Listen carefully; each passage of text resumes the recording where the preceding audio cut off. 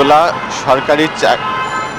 সরকারি চাকরিতে নিয়োগের কোটা পদ্ধতি বাতিলের দাবিতে যে বিশ্ববিদ্যালয়ের সাধারণ শিক্ষার্থীরা তারা আন্দোলন করছেন, তাদের যে বর্তমানে এক দফা দাবি, যে সকল অযৌক্তিক এবং বৈষম্য বিরোধী যেসব কোটা আছে সব কোটা পদ্ধতি বাতিল করে শুধুমাত্র অনগ্রসর জাতিগোষ্ঠীর জন্য ন্যূনতম পর্যায়ে কোটা রেখে সংসদে আইন পাশের মাধ্যমে স্থায়ীভাবে কোটা পদ্ধতি বাতিল করা বা সংস্কার করার তারা দাবিতে আন্দোলন করছেন। এবং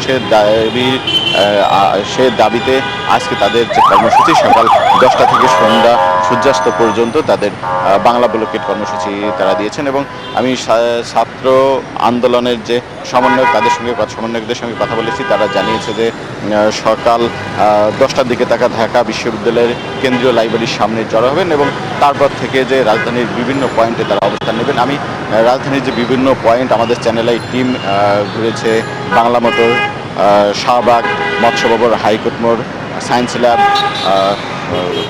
ফার্মগেট সহ বিভিন্ন পয়েন্টে ঘুরেছে। সেখানে কিন্তু এখন পর্যন্ত ছাত্ররা বা শিক্ষার্থীরা তারা জড়ো হয়নি।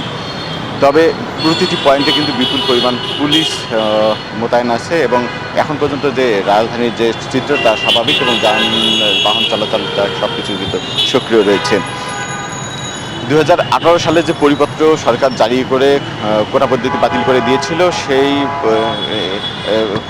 কোটা পদ্ধতি বাতিল করে যে পরিপত্র জারি হয়েছে তা হাইকোর্ট স্থগিত করার পর যে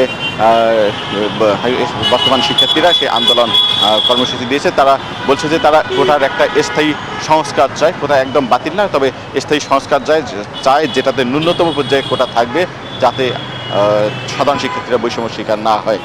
দোলা, এখন জন্ম সনদ দিয়ে খোলো বিকাশ স্টুডেন্ট অ্যাকাউন্ট। নিজের বিকাশ নিজে কর।